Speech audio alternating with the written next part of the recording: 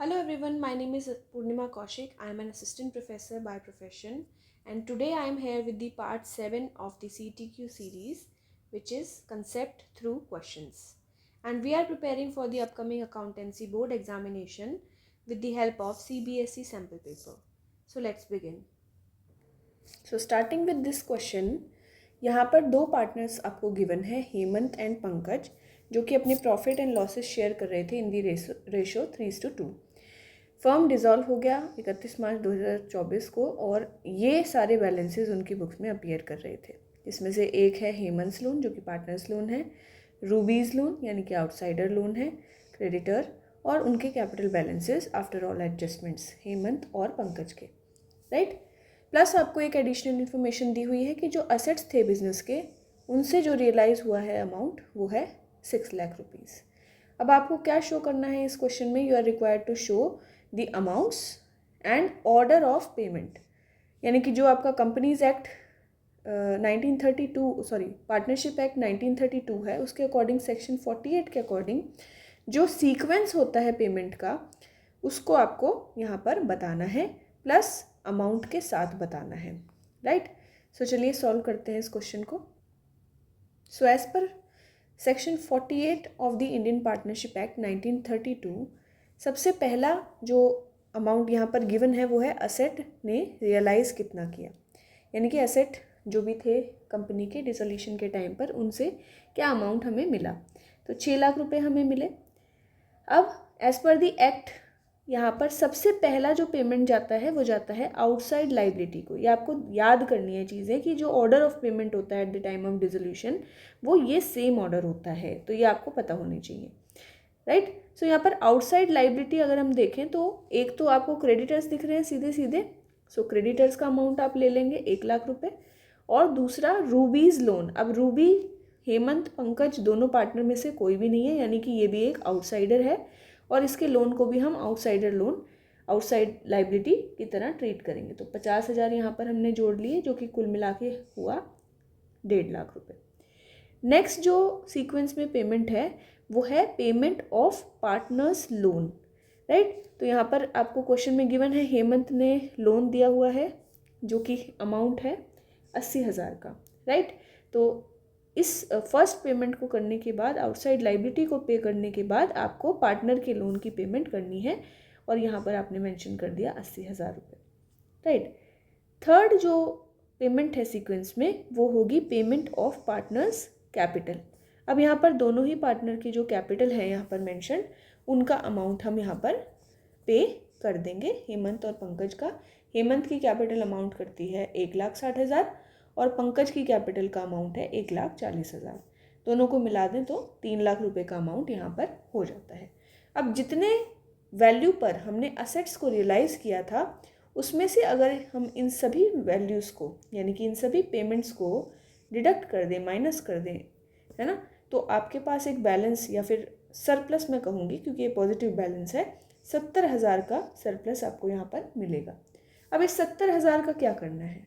सो इस 70,000 को आप डिस्ट्रीब्यूट कर देते हो पार्टनर्स में in their profit sharing ratio, which is 3:2। तो क्वेश्चन में आप ये भी मेंशन करके आइएगा लास्ट में नीचे एक स्टेटमेंट के थ्रू कि ये जो 70,000 का सरप्लस हमें मिला है, इसको हम 3:2 की रेशो में जो आपके पार्टनर्स हैं हेमंत एंड पंकज, उनमें डिस्ट्रीब्यूट कर देंगे। तो हेमंत को मिल जाएंगे 42,000, राइट, और जो हमारा दूसरा पार्टनर है पंकज, उसको मिल जाते हैं 28,000, राइट। यानी कि हमने 70,000 को 3:2 की रेशो में डिस्ट्रीब्यूट कर दिया। इसके एक स्टेटमेंट के थ्रू आप आंसर को लिख देंगे। I hope this is clear to you. अब बात करते हैं नेक्स्ट क्वेश्चन की। So next question is on January 1st 2025 Ritu limited issued ₹40 lakh 8% debenture. तो सबसे पहला जो आपका ध्यान जाना चाहिए वो जाना चाहिए इस रुपीज़ के साइन पर यहाँ पर। सो ये जो रुपीज़ का साइन है, इसका क्या मतलब है? सो इसका सिंपली ये मतलब है कि ये जो 40 लाख का अमाउंट गिवन है, ये डिबेंचर का अमाउंट है, ये नंबर ऑफ डिबेंचर्स नहीं है। तो अगर मैं इससे नंबर ऑफ डिबेंचर्स निकालना चाहूँ तो यहाँ पर मैं देखूँगी एक डिबेंचर का जो अमाउंट है वो है 100 रुपये, और यहाँ पर टोटल अमाउंट गिवन है 40 लाख रुपए।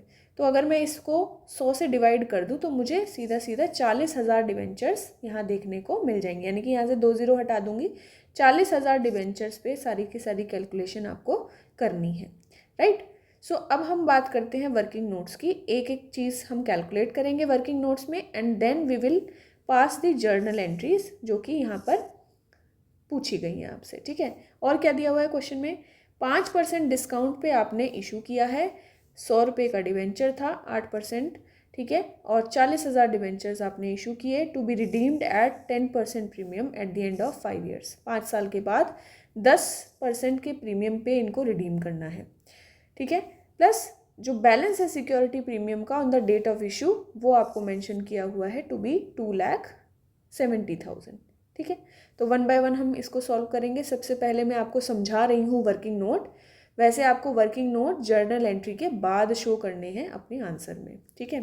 तो सबसे पहले हम कैलकुलेट कर रहे हैं डिस्काउंट ऑन इशू, तो 40,000 पे 5%, अब 100 रुपये का 5% क्या होगा, यहाँ पे 100 रुपये का डिवेंचर यहाँ पर मैंशनड है आपको, तो उसका 5% निकालेंगे तो 5 रुपये हुआ, राइट। डिवेंचर कितने थे टोटल डिवेंचर थे 40,000, 5 रुपये से मल्टीप्लाई किया, टोटल डिस्काउंट आपका आ गया 2 लाख रुपये।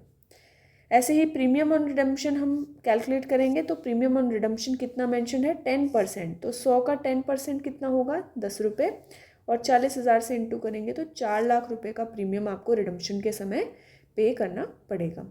अगर मैं बात करूँ टोटल लॉस की, तो टोटल लॉस आपका हो जाता है इन दोनों को ऐड कर कर, तो 2 lakh plus 4 lakh is equal to 6 lakh, यानी कि इशू डिवेंचर जब इशू किया आपने तो 6 लाख रुपए का आपका जो लॉस था वो आपने यहाँ पर इनकर कर लिया।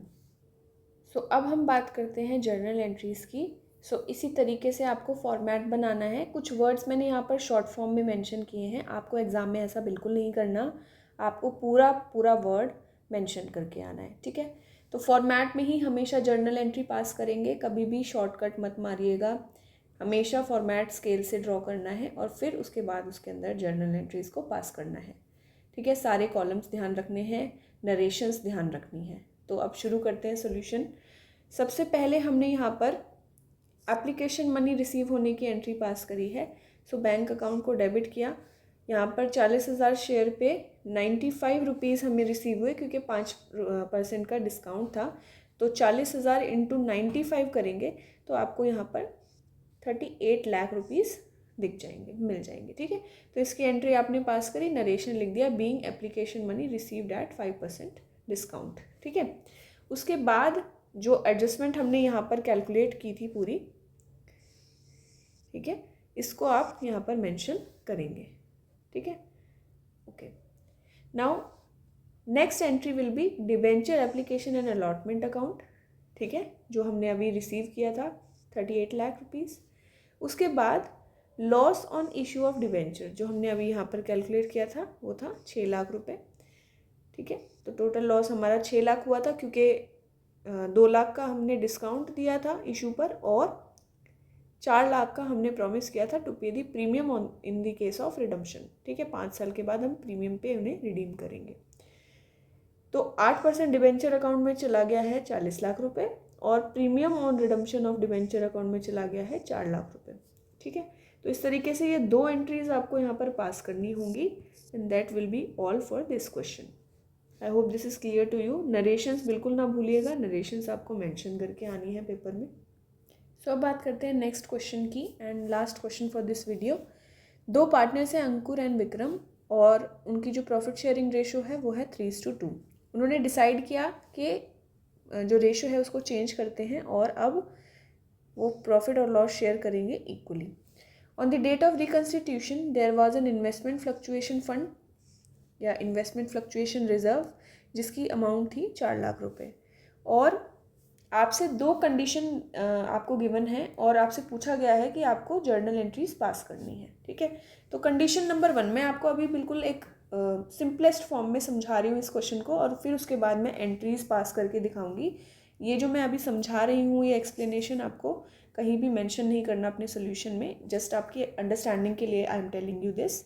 तो सबसे पहले है कि अगर इन्वेस्टमेंट की वैल्यू जो है वो रिड्यूस होती है ठीक है, एक ऐसा ही क्वेश्चन इसी सैम्पल पेपर में हमने पहले भी किया था, उसको आप डिटेल में देख सकते हो, वीडियोज़ में आपको मिल जाएगा। सो अगर वैल्यू ऑफ इन्वेस्टमेंट रिड्यूस हो रही है 2.5 लाख से, तो ये जो इन्वेस्टमेंट फ्लक्चुएशन रिजर्व है इसमें से इसकी वैल्यू को हम एडजस्ट कर लेते हैं। ठीक है, ये हमारा एक रूल होता है। तो सबसे पहले हम देखेंगे इन्वेस्टमेंट फ्लक्चुएशन रिजर्व में कितने हैं, 4 लाख रुपए। उसमें से जो भी वैल्यू हमारी इन्वेस्टमेंट की रिड्यूस हुई है, क्योंकि हमें एक तरीके से लॉस हो गया है इसको रिवैल्यू करते समय, तो उसको हम इसमें से फंड में से या रिजर्व में से एडजस्ट कर लेंगे।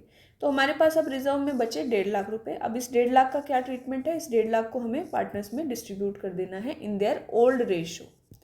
ठीक है, न्यू रेशो में नहीं करेंगे, ओल्ड रेशो में करेंगे, क्योंकि ये पहले का रिजर्व है। नेक्स्ट जो बी केस दिया हुआ है वहाँ पर क्या कह रहे हैं कि जो वैल्यू ऑफ इन्वेस्टमेंट है वो इंक्रीज हो रही है बाय 5 लाख रुपीज़। तो यहाँ पर कुछ भी एडजस्टमेंट की ज़रूरत है ही नहीं इन्वेस्टमेंट फ्लक्चुएशन रिजर्व से। तो जो रिजर्व का पूरा अमाउंट है 4 लाख का, उसको ओल्ड पार्टनर्स में ओल्ड रेशो में आप 3:2 में डिवाइड कर दो। ठीक है, उनके कैपिटल अकाउंट में पहुँच जाएगा ये अमाउंट। और जो आपको प्रॉफिट हुआ है रिवैल्यूएशन पे, आपने इन्वेस्टमेंट को रीवैल्यू किया और आपको पता चला कि इसकी जो वैल्यू है वो 5 लाख से बढ़ रही है, तो ये जो 5 लाख है ये आपका प्रॉफिट ऑन रिवैल्यूएशन होगा और इसको रीवैल्यूएशन अकाउंट में आप पोस्ट कर देंगे accordingly as a profit. Right, so अब इसकी एंट्रीज क्या क्या होंगी वो हम सीखते हैं। सो यहाँ पर हम जब पार्ट ए की बात करते हैं तो वैल्यू ऑफ इन्वेस्टमेंट जो है वो रिड्यूस हो रहा है 2.5 लाख रुपए से।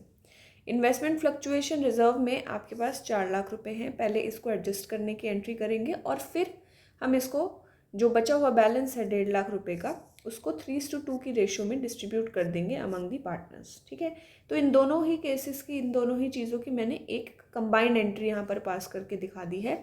सबसे पहले इन्वेस्टमेंट फ्लक्चुएशन रिजर्व जो था हमारा 4 लाख का, उसमें से इन्वेस्टमेंट का अमाउंट मैंने एडजस्ट किया जो कि था 2.5 लाख। ठीक है, तो इसकी एंट्री जो जर्नल एंट्री बनी वो बनी इन्वेस्टमेंट फ्लक्चुएशन रिजर्व डेबिट, इसको हमने ख़त्म कर दिया 4 लाख को डेबिट करके, टू इन्वेस्टमेंट अकाउंट 2.5 लाख। ठीक है, अब जो बचा हुआ पार्ट था यानी कि 1.5 लाख का जो पार्ट था वो 3:2 में पार्टनर्स में डिस्ट्रीब्यूट हो गया, तो 2 अंकुर कैपिटल कर दिया, क्रेडिट चला गया इसके अकाउंट में, और विक्रम के अकाउंट में भी क्रेडिट चला गया, क्योंकि ये रिजर्व का वो पार्ट था जो अभी यूटिलाइज नहीं हुआ, लेकिन अभी क्योंकि रिकन्स्टिट्यूशन हो रहा है इसलिए जो भी ओल्ड रिजर्व्स हैं वो पार्टनर्स में डिस्ट्रीब्यूट कर दिए जाएंगे। ठीक है, अब बी केस की अगर हम बात करें, बी पार्ट की बात करें, तो वैल्यू ऑफ इन्वेस्टमेंट यहाँ पर इंक्रीज़ हो रहा है 5 लाख से। ठीक है, तो हमने अभी डिस्कशन किया था कि हम क्या करेंगे, जो भी हमारा इन्वेस्टमेंट फ्लक्चुएशन रिजर्व है उसको हम डिस्ट्रीब्यूट कर देंगे ओल्ड रेशो में पार्टनर्स के कैपिटल अकाउंट में।